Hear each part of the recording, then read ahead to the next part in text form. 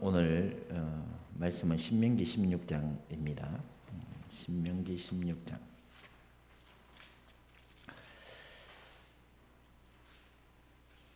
13절에서 15절 말씀, 세 절이니까 우리 같이 함께 합독하도록 하겠습니다. 13절에서 15절 합독하겠습니다.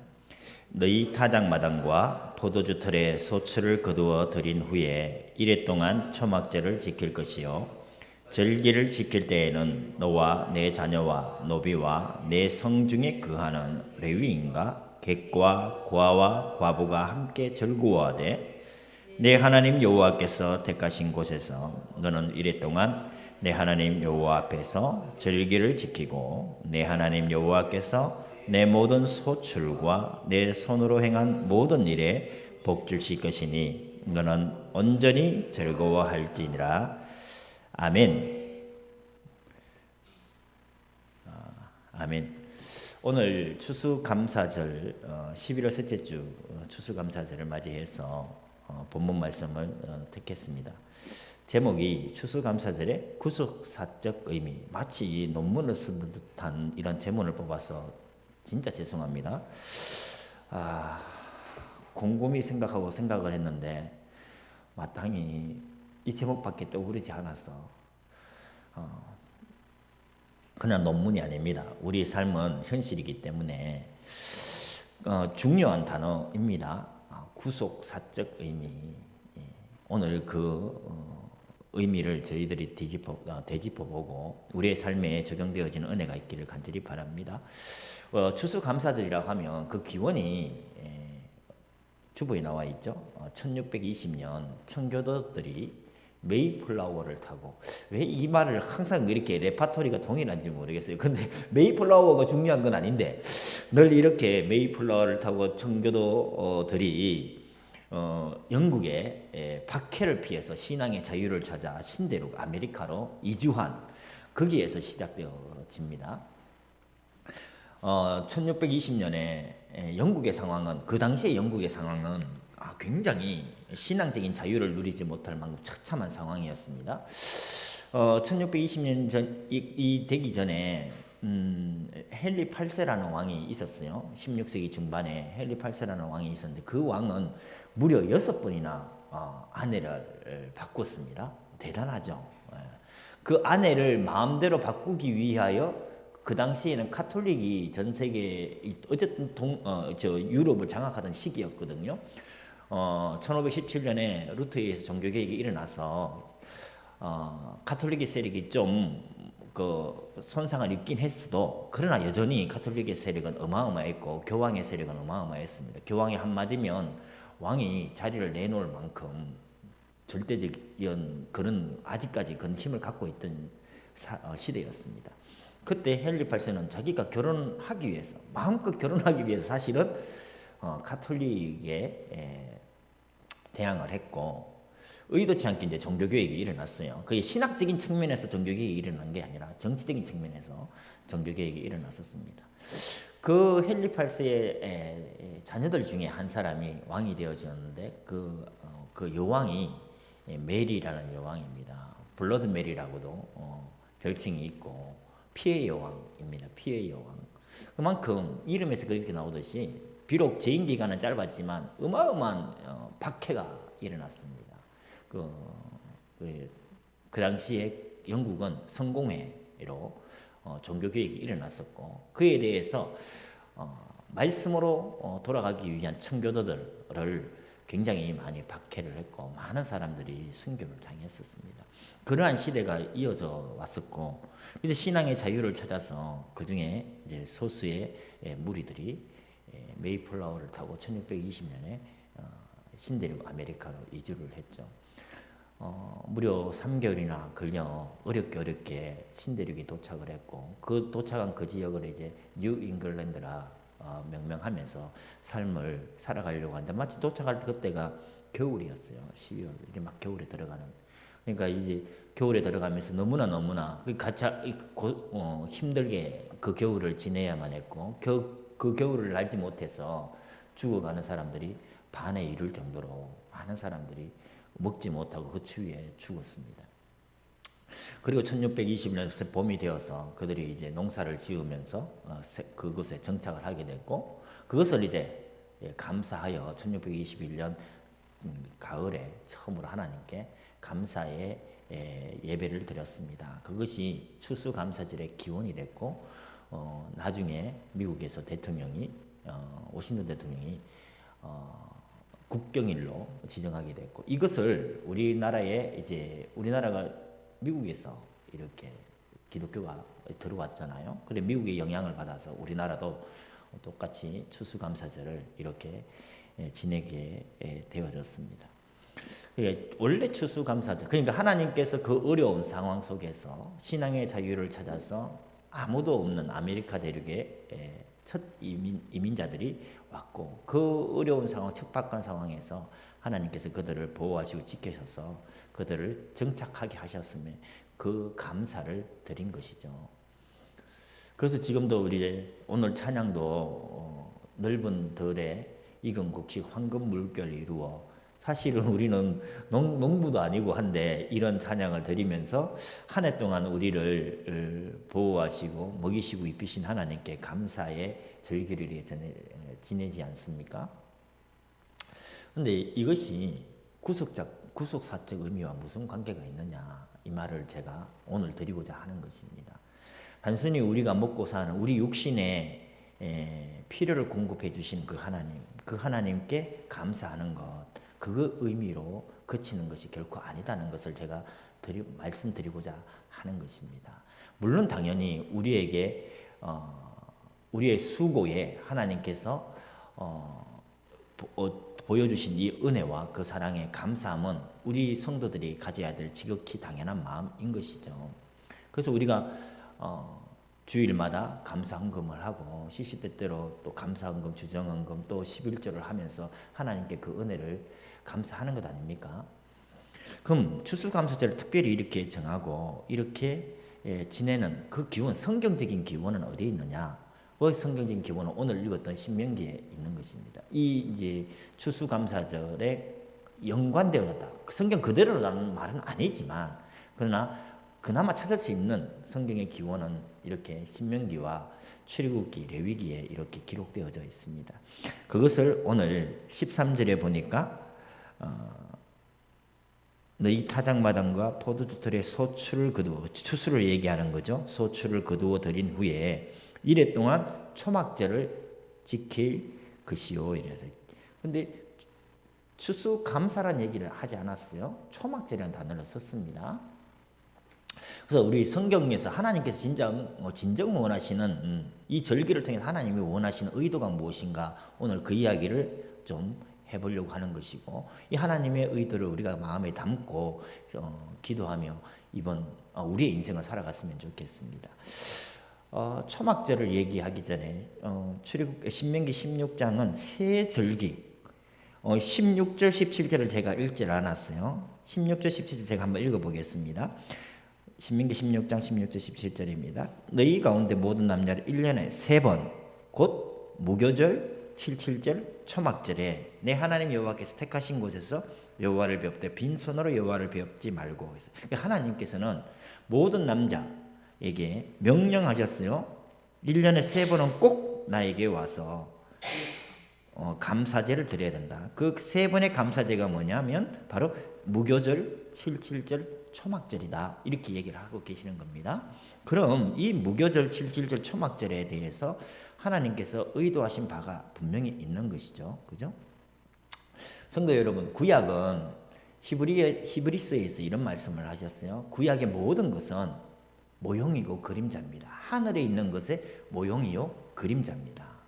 하나님께서는 구약의 이야기를 통해서 하늘의 원형을 설명해 주시는 거예요. 그러니까 77절, 무교절 77절, 초막절도 하늘에 있는 원형을 지금 설명해 주고 계시는 겁니다. 모형이요 그림자입니다.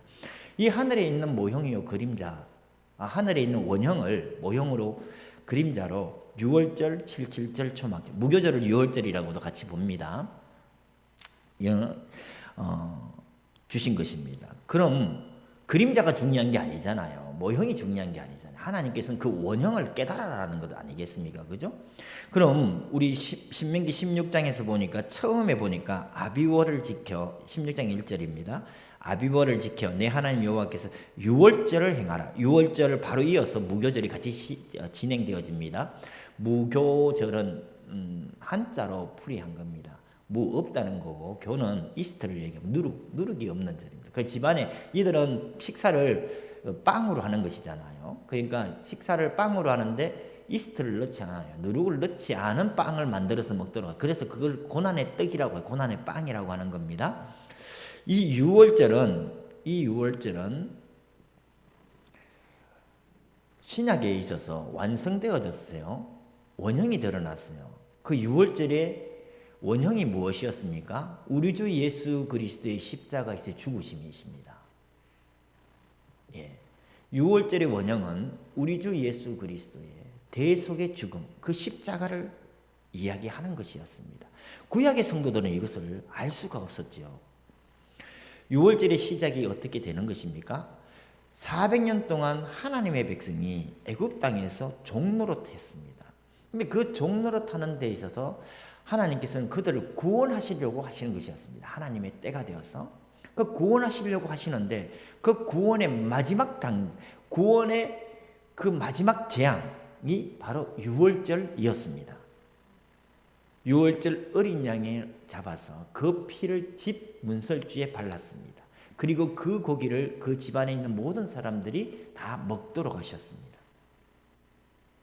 그래서 그날 애굽에 있는 모든 장자들은 죽임을 당했지만 유월절 어린 양의 피를 바른 그 집만은 유월했습니다. 넘어갔습니다. 죽음의 사자가 넘어갔어요.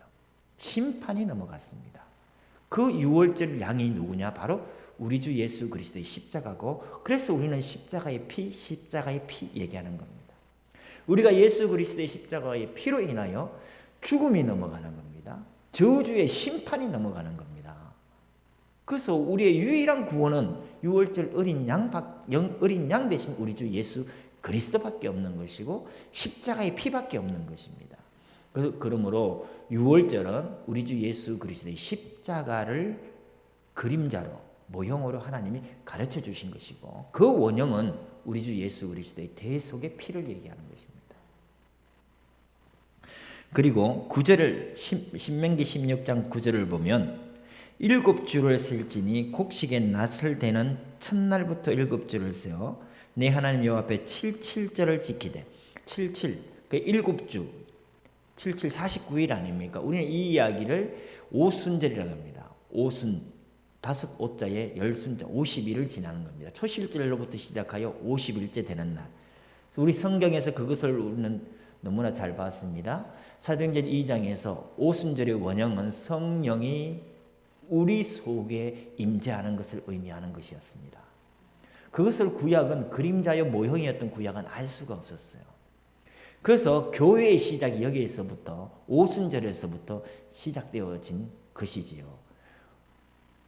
그래서 유월절은 우리 주 예수 그리스도의 대속을 의미하는 것이고 77절이라 불리는 오순절 또는 맥추절이라고 부르는 이 절기는 성령이 하나님의 영, 거룩한 영이 우리 속에 임재함을 나타내는 구약의 모형이었습니다.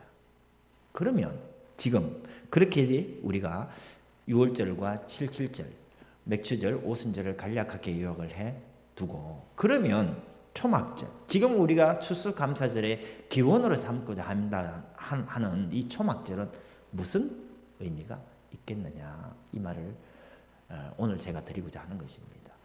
1년 동안 하나님께서 우리에게 먹을 것을 주시고 비를 내려주시고 풍족한 태양을 빛을 주셔서 곡식이 잘 자라게 하셔서 우리에게 먹을 것을 주셨다. 단순히 이것만을 의미하지는 않을 것이라는 것이죠. 그죠? 6월절이 그리고 77절이 우리 주 예수 그리스도의 십자가의 보혈의 피와 성령의 임재를 얘기한다면 단순히 1년 동안 우리를 먹이고 살리신 그 하나님께 감사, 우리는 늘 그렇게 하나님께 감사해야 되지요. 그러나 그 육신적인 필요를 채우신 하나님, 그것을 감사하는 초막절, 추수감사절만을 의미하는 것은 아니라는 것을 대충 눈치를 채실 수 있을 것입니다. 그죠? 그러니까 우리가 지금까지 추수감사절 우리 하나님께 늘 감사하십시다. 하나님 오늘도 건강하게 해주시고 하나님 오늘도 우리에게 돈 벌게 하시고 우리에게 소출이 나게 하셔서 우리 육신이 먹고 입고 편안하게 살 수 있도록 하심에 감사합니다. 지극히 감사해야지요. 그러나 이 감사의 의미만으로 추수감사절 초막절을 이야기하는 것은 전부가 아니라는 것입니다. 그럼 성경이 얘기하는 구속사적 의미를 한번 살펴보도록 하겠습니다. 먼저 추수감사절 본문에 신명기 16장 13절의 시작이 어떻게 됩니까? 너희 타작마당과 포도주털에 소출을 거두어 드린 후에 이렇게 했어요. 물론 이것은 타작마당 곡식을 거두어서 지금 알곡을 타작하는 것입니다. 그리고 포도주를 지금 포도주 틀에 넣어서 포도주를 거두어 드린 이야기를 하는 것입니다. 물론 이 분명히 농산물을 이야기하는 것입니다. 그 추수를 얘기하는 것이 맞습니다. 그런데 성경은 오늘 우리 찬양에도 했다시피 추수라는 의미는 성경에서는 굉장히 또 다른 의미로 다가옵니다. 주님께서 이런 말씀을 하셨어요. 마태복음 3장 한번 띄워주시기 바랍니다. 우리 같이 한번 읽어보십시다. 시작. 손에 키를 들고 자기의 타작마당을 정하게 하사 알곡은 모아 곡간에 들이고 쭉정이는 끄지지 않는 불에 태우시리라. 그러니까 주님께서는 타작마당을 정하신대요. 그리고 알곡은 모아 곡간에 들이고 쭉정이는 불에 태우신대요. 성경에서 얘기하는 추수의 의미는 심판을 얘기하는 겁니다. 심판의 때가 있는 것입니다. 심판의 때가 있습니다. 우리 성경을 한번 찾아보십시다. 계시록 14장입니다. 계시록 14장. 계시록 14장 14절에서 20절입니다. 신명기 16장 13절에서 다시 한번 얘기해요. 우리 중요한 단어 두 단어를 생각을 하십시다. 타작마당, 포도주틀 이래 소출을 거둔 후에 그랬어요. 타작마당과 포도주틀에 소출을 거두어 드린 후에 계시록 14장에서는 이 말씀을 어떻게 보고 있는지 한번 보도록 하겠습니다. 계시록 14장 14절입니다. 우리 한번 같이 읽겠습니다. 시작. 또 내가 보니 흰 구름이 있고 구름 위에 인자와 같은 이가 앉으신 우리 주 예수 그리스도를 얘기하는 겁니다. 그 머리에는 금면류관이 있고 그 손에는 예리한 낫을 가졌더라 해서 15절 계속 읽습니다. 또 다른 천사가 성전으로부터 나와 구름 위에 앉은 이를 향하여 큰 음성으로 외쳐 이르되 당신의 낫을 휘둘러 거두소서 땅의 곡식이 다 익어 거둘 때가 되었음이니이다 하니 16절 구름 위에 앉으시니가 낫을 땅에 휘두름에 땅의 곡식이 거두어지니라. 주님께서 금면류관을 지시고 예리한 낫을 가지시고 땅에 지금 추수하는 모습을 보여주고 계시는 것입니다. 이건 주님의 최후의 심판을 얘기합니다. 알곡을 거두어 드리는 장면을 지금 보여주고 있습니다. 17절 읽어보겠습니다. 17절 놔두고 18절 읽어볼게요. 시작. 또 불을 다스리는 다른 한 천사가 제단으로부터 나와 예리한 낫 가진 자를 향하여 큰 음성으로 불러 이르되 내 예리한 낫을 휘둘러 땅에 포도송이를 거두라. 그 포도가 익었느니라. 19절 천사가 낫을 땅에 휘둘러 땅에 포도를 거두어 하나님의 진노의 큰 포도주틀에 던지매. 진노의 큰 포도주틀에 던짐에 했었어요. 즉 요한계시록의 추수의 의미가 두 가지로 나오는데 하나님께서 큰 낫을 거두어 알곡을 거두어 드리는 장면과 또 진노의 큰 포도주틀에 던지는 심판을 얘기하는 장면이 두 장면이 나오는 것입니다. 성도 여러분, 단순히 추수감사절이 하나님이 우리 육신의 필요를 채우셔서 맑은 태양을 주시고 또 때에 따라 이른 비, 늦은 비를 주셔서 곡식이 풍성하게 자라게 하셔서 우리를 먹게 하시고 우리의 육신을 이렇게 살려주시는 생명의 주, 이 의미만을 가지는 것이 결코 아니다. 우리 성도 여러분 기억해 주시기 바랍니다. 주님은 마지막 때에 추수하십니다. 알곡은 거두어 곡간에 들이고 쭉정이는 영원히 끄지지 아니하는 불에 던지십니다. 그 영원히 끄지지 아니하는 불을 또 진노의 포도주 틀이라고도 말씀하셨습니다.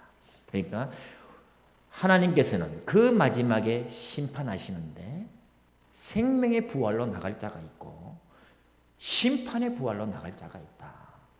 지금 이것을 초막절이라고 하는 추수감사절에 진정 주님께서 얘기하시고자 하시는 말씀인 것입니다.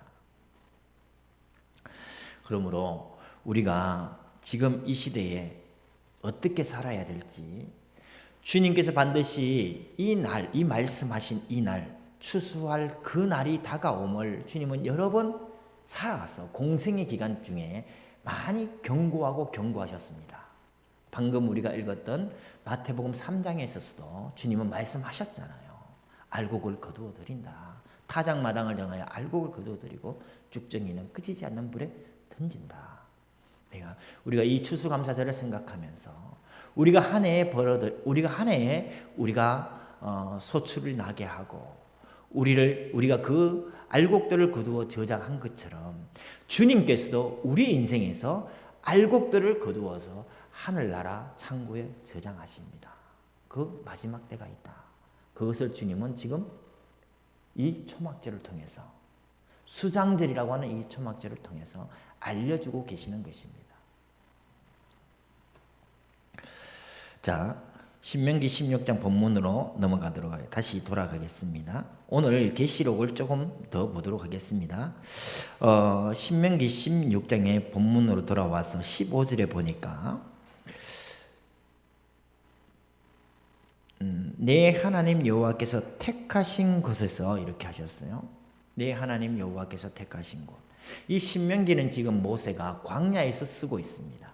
물론 모세가 지금 얘기하고 있는 내 하나님 여호와께서 택하신 곳에서 초막절을 지켜야 하는 그 택하신 곳이 어디냐면 앞으로 세워질 성전을 얘기합니다. 그래서 솔로몬에 의해서 성전이 세워지고 이 성전에서 모든 유대인들은 유월절 무교절과 그리고 7.7절 오순절과 초막절 수장절을 1년에 3번은 반드시 지켜야 되는 율법을 하나님이 주셨어요. 그래서 성전에 솔로몬이 지은 이 솔로몬 성전에서 이 초막절을 지키게 하십니다. 그럼 이 성전은 하늘에 있는 원형의 모형 아닙니까? 그죠? 이 성전은 확실히 성전은 에덴 동산을 모방하고 있습니다. 성전의 여러 가지 그 기구나 또한 그런 모양들은 태초의 에덴 동산을 모방하고 있어요. 그럼 이 성전은 에덴 동산만을 모방하느냐? 그렇지 않습니다. 성전의 원형은 분명히 하늘에 있습니다.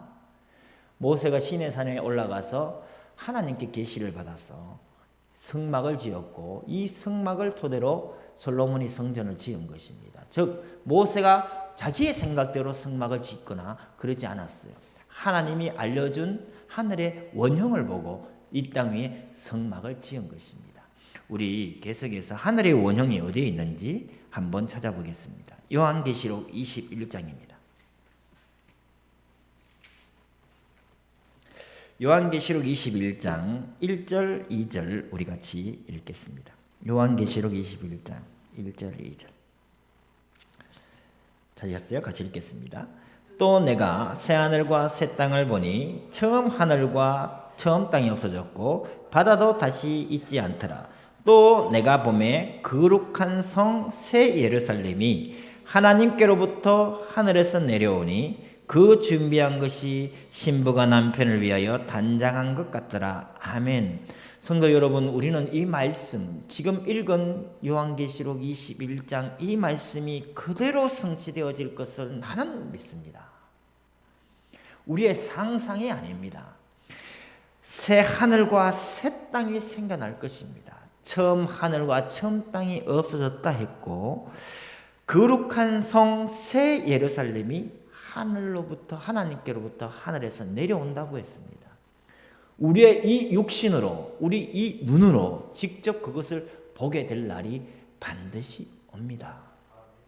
지금까지 어제 같은 오늘이었고 또 오늘도 오늘 같은 내일이 이어질 것이기 때문에 요한계시록이 서진 지 2000년 동안 이 일이 안 일어났기 때문에 앞으로도 일어나지 않을 것이라고 마음 놓고 있다면 그것은 올바른 신앙의 길, 믿음의 길을 걷는 것이 아닙니다. 우리는 유월절을 이야기했던 모세 그 이야기가 예수님 때 이루어졌습니다. 77절을 이야기했던 그 이야기가 오순절날 성령이 임재하심으로 성취되었습니다. 마찬가지로 이 초막절이 주님께서 알곡들을 거두어 드리는 마지막 날을 이야기하시는 것이라면 저는 새 하늘과 새 땅이 이 땅 위에 임한다는 요한계시록 21장 1절 2절 말씀이 성취되어질 것을 나는 믿습니다. 우리 이 믿음을 가져야 되는 것입니다. 우리 21장 22절 읽어보겠습니다. 시작. 성 안에서 내가 성전을 보니, 지금 새 하늘과 새 땅이 내려옵니다. 새 예루살렘이 내려왔어요. 그래서 그 성 안에서 내가 성전을 보니 했어요. 내가 성전을 보지 못하였으니, 새 예루살렘이 내려왔는데 성전이 없어요. 계속해서 읽습니다. 이는 주 하나님 곧 전능하신 이와 및 어린 양이 그 성전이심이라. 아멘. 하나님과 어린 양이 성전이시기에 새 예루살렘에는 성전이 존재하지 않습니다. 성도 여러분, 앞으로 우리가 누려야 될 저 천국은 어떤 유형의 성전의 모양이 있는 것이 아니에요. 하나님과 그 어린 양이 성전인 것입니다. 육신에 갇혀있는 우리에게는 이것이 도저히 이해가 안 될 수가 있어요. 이렇게 건물이 있어야 되고 뭔가 있어야 그것이 존재하는 것처럼 느껴집니다. 그러나 새 예루살렘 성에는 성전이 존재하지 않는다.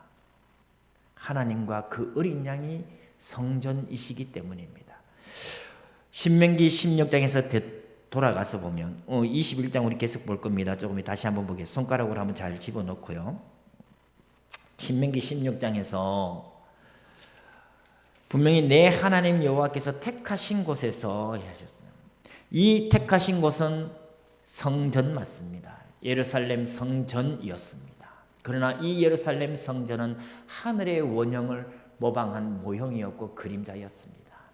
요한계시록에서 이야기하는 그 성전이 무엇이라고 했습니까? 하나님이요 그 어린 양 우리 주 예수 그리스도가 성전이라고 했습니다. 그러면 신명기 16장을 요한계시록의 이 관점에서 보면 하나님의 택한 곳에서 초막절을 지켜라고 했어요. 택한 곳에서. 그럼 그 택한 곳은 유형에 보이는 교회나 예배당이나 성전이 아닌 것입니다. 하나님이 택한 곳이 우리 주 예수 그리스도요 하나님 안에서 예배하는 것입니다. 이해되시겠습니까? 에베소서 1장 4절 한번 띄워주시기 바랍니다. 우리 같이 읽어보겠습니다. 시작. 곧 창세전에 그리스도 안에서 우리를 택하사 우리로 사랑 안에서 그 앞에 거룩하고 흠이 없게 하시려고. 에베소서 1장 4절에 어디에서 택하셨다고 하셨습니까? 그리스도 안에서 우리를 택하셨다고 하셨습니다. 그리스도 안에서 우리를 택하신 거예요. 우리가 하나님 앞에 하나님께서 택하신 곳에서 우리의 초막절을 지내야 됩니다. 우리는 어디에 있어야 된다고요? 그리스도 안에 있어야 되는 것입니다. 새 예루살렘의 성전은 우리 주님이시기에. 그래서 유형에 보이는 예배당이 중요한 것이 아니라 우리는 그리스도 안에 존재하는 완전한 성전 되신 그 주님 앞에, 주님 안에 존재하는 그 심령으로 주님께 예배하는 자. 요한복음 4장에 수가성이라는 곳이 있습니다. 수가성은 사마리아에 있는 한 도시, 한 성읍입니다. 사마리아는 그 당시에 예수님 당시에 유대인들이 지나가지 않는 곳이었어요. 유대인들이 사마리아인들과 상종하지 않았습니다. 우리나라 사람들이 지금은 그런 말 없는데 튀기 뭐 이런 이야기, 혼혈인 뭐 이런 이야기 좀 멸시하고 그랬잖아요. 저희도 어릴 때만도 그런 이야기를 하면서 멸시하고 그랬었는데 유대인들에게는 이 멸시가 굉장히 더 심했습니다. 유대인의 피가 흐르지만 반은 가나안 사람의 피가 흐르는 거예요. 그리고 혼혈인이 되었습니다. 그래서 사마리아인들을 유대인으로 취급하지 아니하였고 그 사람들과 상종하지 않았어요. 그런데 예수님은 의도적으로 그 사마리아를 관통해서 수가성에 들어갔습니다. 그 수가성에 들어가서 주님께서 우물가에 앉으셨어요. 한낮에 아무도 나오지 않는 그 시간에 한 여인이 나와서 물을 기르려고 하는 겁니다. 그때 예수님께서 그 수가성 여인을 만나시고 말씀을 전하시고 복음을 전하셨어요. 그 여인이 예수님과의 대화 속에서 예수님을 선지자로 깨닫게 되는 것입니다. 그래서 예수님께 수가성 여인이 얘기합니다. 우리가 예배할 곳, 그때 사마리아에서는 그리심산에서 예배를 했습니다. 우리가 예배하는 곳은 그리심산입니다. 우리가 예배할 곳은 여기입니다. 주님 때에는 우리가 어디에서 예배합니까? 유대인들은 예배할 곳이 따로 있다고 하던데 물었습니다. 그때 주님은 예배할 곳을 얘기하지 않습니다. 우리가 너무나 잘 아는 말씀하신 거예요. 예배하는 자는 영과 진리로 예배할지니라. 장소의 의미가 아닌 거예요. 우리는 한 공간을 얘기합니다. 금으로 호화스럽게 아름답게 지은 솔로몬 성전 또는 헤롯 대왕의 성전이 그들은 그것에 하나님이 계시는 줄 알았습니다. 우리는 거기서 예배해야 되는 줄로 알았습니다. 그런데 주님은 공간을 얘기하는 게 아닙니다. 우리 하나님은 시간과 공간에 제약받는 분이 아니에요. 그래서 주님께서 말씀하신 대로 예배할 때가 온다. 예배하는 자는 영과 진리로 예배할지니라 말씀하셨어요. 그러므로 지금 내 하나님 여호와께서 택하신 곳, 이것도 성전의 의미가 아닌 거예요. 솔로몬 성전의 의미가 아닌 것이고 헤롯 대왕의 성전이 아닌 것입니다. 우리 주 예수 그리스도 안에서 우리가 진정 영과 진리로 주님 앞에 초막절을 지키는 것, 이것이 하나님이 진정 원하시는 예배인 것입니다. 초막절인 것입니다. 믿으시기 바랍니다. 그래서 우리의 모든 예배가 영과 진리 되신 우리 주님 안에서 드려지는 예배가 되어지길 바라고, 특별히 주님께서 명령하신 6월절, 7.7절, 초막절 이 3대 절기는 주님께서 우리에게 주신 구속적 사적 의미, 십자가의 피, 성령의 임재, 그리고 장래 우리에게 임할 새 하늘과 새 땅, 그 소망을 갖고 그리스도 안에서 드리는 초막절 예배를 의미하는 것입니다.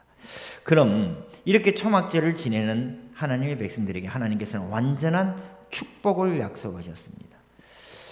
돈 많이 버는 것이 복은 아닙니다. 그죠? 그 돈을 감당할 능력이 되어지지 아니하면 그 돈은 우리에게 돌이킬 수 없는 재앙이 되어질 것입니다. 그럼에도 불구하고 하나님은 분명히 우리에게 복을 얘기하셨어요. 그래서 우리는 항상 복된 존재입니다. 거듭 말씀드립니다. 하나님께서 우리가 돈의 노예가 아닌 돈보다 더 경제보다 더 중요한 하나님의 이 말씀을 붙들고 순종하고 그 말씀에 충성된 종으로 우리가 쓰임을 받는다면 하나님은 다윗에게 부어주셨던 그 복을 우리에게 주실 것입니다. 솔로몬에게 부어주셨던 그 복을 우리에게 주실 것입니다.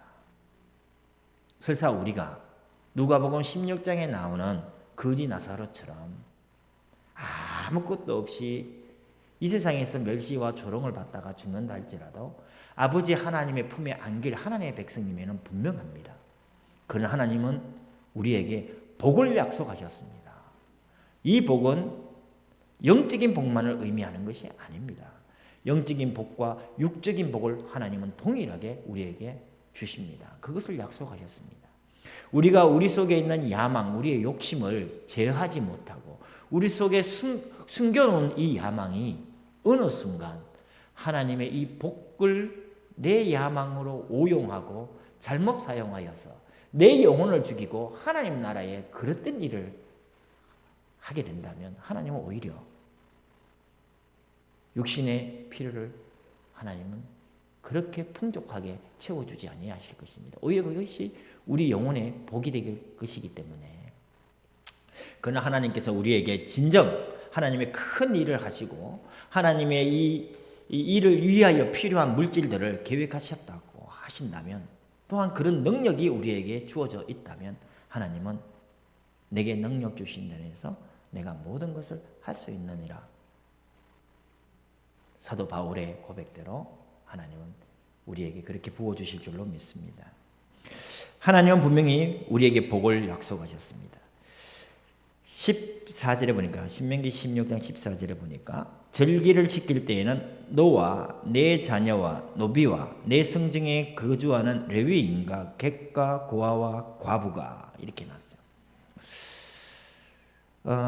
총 사람 수로 헤아리긴 좀 그렇지만 몇 부류가 나오냐면 총 7부류가 나옵니다. 그죠? 너, 내 자녀, 노비, 레위인, 객, 고아, 과부. 성경은 굉장히 정교한 책입니다. 하나님이 굉장히 우리의 지성을 초월하여 하나님의 완전하신 지혜로 만든 하나님이 디자인한 하나님의 책입니다. 오늘 신명기 16장 본문의 말씀과 신명기 16장 전체에 보면 7이라는 숫자가 굉장히 많이 나옵니다. 신명기 16장 6월절을 얘기할 때도 6월절을 며칠 동안 지내냐면 7일 동안 1회 동안 지냅니다. 그리고 77절은 9절에 보니까 7주를 쓸지니 그래서 7주 그 7주를 세어 77절이라고 합니다. 7을 계속해서 반복하여 사용하고 있음을 우리가 볼 수가 있습니다. 그리고 방금 우리가 읽었던 14절에도 7부류의 사람을 이야기하고 있습니다. 그죠? 그리고 13절에 보니까 초막절을 며칠 동안 지낸다고요? 1회 동안, 7일 동안 지낸다 말씀하셨습니다. 7이라는 의미는 하나님께서 참 특별하게 가지고 있는 숫자고 우리는 신학적으로 이 7을 완전수라고 얘기합니다. 하나님이 천지를 창조하셨을 때 그 창조된 하나님의 세계는 심히 보시기에 좋을 정도로 완전한 세상이었습니다. 며칠 만에 창조하셨나요? 7일 동안 창조하셨습니다. 그죠? 그래서 너 자녀, 노비, 레위인, 객, 고아, 과부. 여기에 보면 너와 너 자녀, 그게 우리만을 의미하는 게 아닙니다. 노비까지 포함하고 있습니다.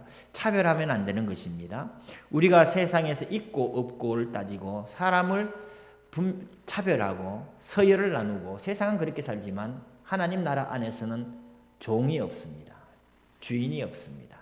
상전이 없습니다. 머슴이 없습니다. 하나님 나라에서는 모두가 다 하나님의 자녀들입니다. 배운 자도 못 배운 자도 힘 있는 자도 없는 자도 가진 자도 그렇지 않은 자도 다 하나님의 백성입니다. 그죠? 레위인도 있습니다. 사회에서 멸시받는 고아와 과부와 객들도 있습니다. 하나님은 그 모두를 다 포함하고 있습니다. 그 하나님께서 창조하신 그 모든 사람, 그 완전한 수에 하나님께서는 초막절을 지키게 하실 것입니다. 그리고 7일 동안 얘기하셨어요. 그죠? 6월절도 7일을 얘기하셨습니다. 6월절은 우리 주 예수 그리스도께서 십자가에서 죽으심으로 말미암아 하나님께서 우리를 재창조하셨다고 성경은 얘기하고 있습니다. 새로운 피조물 되게 하셨습니다. 그리고 6월절의 재창조의 역사를 통해 성령께서는 77절을 거쳐 우리에게 임하셨습니다. 그리고 초막절은 7일 동안 하나님 앞에 드려지는 절기입니다. 천국의 완전한 시간, 그 영원한 시간 속에서 하나님은 우리를 복된 존재로 만드셨습니다. 이 땅의 짧은 시간이 아니라 하나님의 그 완전한 시간 속으로 우리를 이끌어 가심을 나는 믿습니다. 성도 여러분, 우리는 이 소망을 굳게 붙잡아야 됩니다. 15절에 보니까 마지막 절에 이렇게 말씀하셨습니다. 내 모든 소출과 내 손을 행한 모든 일에 복 주실 것이며 그 신이 했어요. 내가 열심히 노력했으니 내가 얻었다가 생각하시면 안 되는 것입니다. 하나님께서 우리에게 복 주시는 것입니다. 하나님이 주시는 복으로 우리는 살아가는 것입니다. 너는 온전히 즐거워할지니라 했어요. 영어로 보면 Your joy will be complete라고 했습니다. 너희의 기쁨이 완성되어질 것이다, 완전해질 것이다, 이런 의미예요. 명령이 아닙니다. 너는 온전히 즐거워질 것이다. 다시 이 말을 그대로 번역을 하면, 히브리어 그대로 번역하면 이렇게 되어질 것입니다. 너는 반드시 즐거워질 것이다. 너는 반드시 즐거워질 것이다. 또는 너는 즐거움만이 있을 것이다. 이렇게 번역되어질 수 있습니다. 이 세상에서 기쁨과 즐거움만이 있나요? 아니잖아요. 기쁨과 즐거움은 순간에 그치고 오히려 그렇지 아니한 슬픔과 걱정과 근심이 더 많은 시간을 보내고 있습니다. 그죠? 우리 요한계시록 우리 찾으셨죠? 21장 한번 보십시다. 새 하늘과 새 땅이 임한 그 요한 그 신천 신지에서 일어나는 하나님의 백성들의 감정입니다. 21장 4절입니다. 요한계시록 21장 4절. 시작. 모든 눈물을 그 눈에서 닦아주시니 다시는 사망이 없고 애통하는 것이나 곡하는 것이나 아픈 것이 다시 있지 아니하리니 처음 것들이 다 지나갔습니다. 아멘. 너는 온전히 즐거워할지니라. 너는 즐거움만이 있을 것이다 로 번역할 수 있는 이 신명기 16장의 이야기를 요한계시록에서는 이렇게 얘기하는 것입니다. 모든 눈물을 닦아줄 것이고 다시는 사망이나 애통하는 것이나 곡하는 것이나 아픈 것이 있지 아니할 것이다. 온전한 기쁨, 온전한 즐거움만이 새하늘과 새 땅, 새 예루살렘에서 일어날 것입니다. 이것을 초막절을 통하여 우리에게 약속하셨습니다. 너는 온전히 즐거워질 것이다.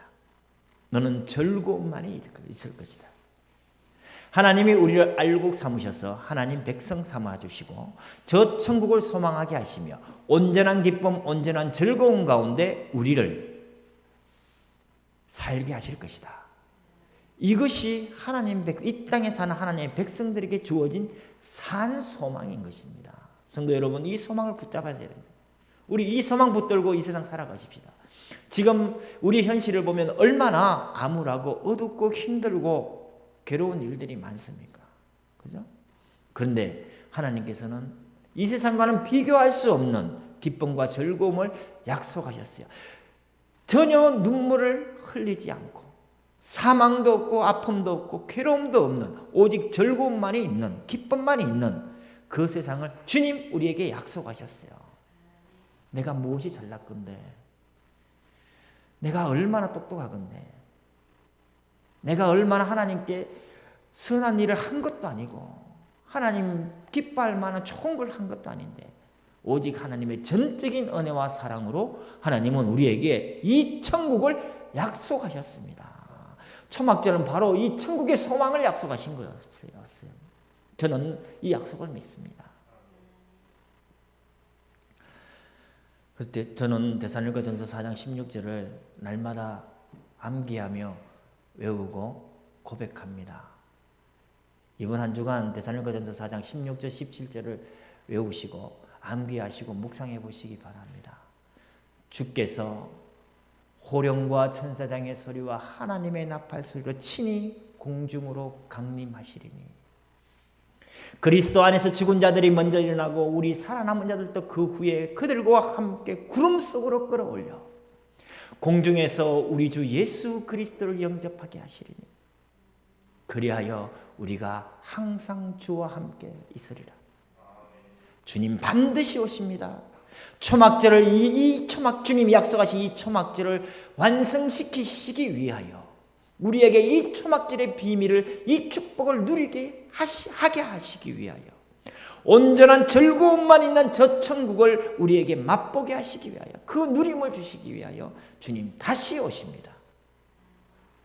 우리 이 초막절을 이 비밀을 우리 굳게 붙들고 이 세상에서 결코 지지 아니하고 현실에 속지 아니하고 승리하시기 바랍니다. 그래서 데살로니가전서 5장 18절이 이해가 됩니다. 너는 범사에 감사하라. 이것이 그리스도 예수 안에서 너희를 향하신 하나님의 뜻이다. 지금 내가 갖고 있는 것 때문에 감사가 아니라 지금 내가 뭔가 소유했기 때문에 드려지는 감사가 아니라 장래 그 누구도 빼앗을 수 없고 하나님께서 준비하신 그 완전한 즐거움, 그 완전한 기쁨, 그것을 우리에게 약속하신 저 천국 때문에 우리는 지금 현실에 있어서 실망하지 않는 것입니다. 감사할 수 있는 겁니다. 이 초막절의 의미를 우리가 마음에 담고 우리 평생 현실에 속지 아니하고 감사로 승리하시기를 간절히 바랍니다. 우리 기도하겠습니다. 수많은 사건과 사고 중에서도 한 해 동안 우리를 지키시고 보호하시며 우리의 모든 소출과 우리 손으로 행한 모든 일에 주께서 주신 복에 감사드립니다. 또한 우리를 알곡으로 삼아 새하늘과 새 땅의 새 예루살렘을 소망하게 하시고 그곳에서 온전한 즐거움을 약속하신 하나님께 감사드립니다.